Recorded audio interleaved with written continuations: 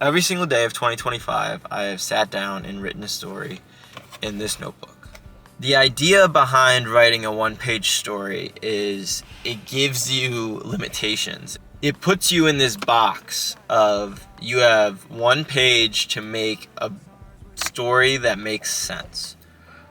A few years ago, I started writing down titles for stories, is what I call it. Like, it's an idea where I'm walking one day and I just am like, oh, that would be a good title for a story. But I would never write the stories. In order to get myself to write the stories and not feel like it was this giant mountain, I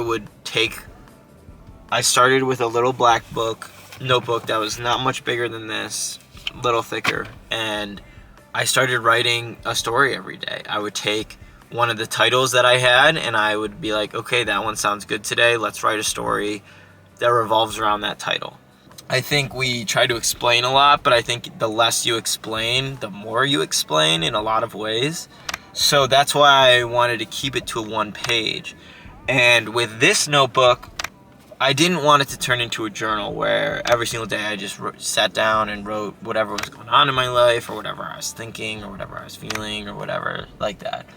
Those are still very useful ways to write, and I think everybody should do that. But for me, I would think of like a song and how its lyrics can say so much in just that little verse.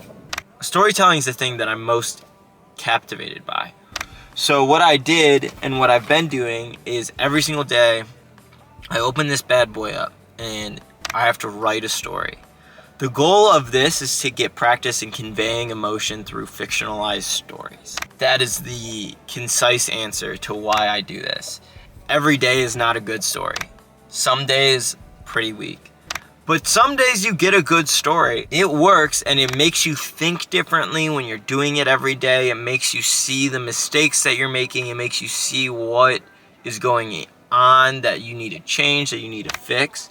And I think all of those things really go into it. So that's why I write in this every single day. And I will be doing that for the rest of this year.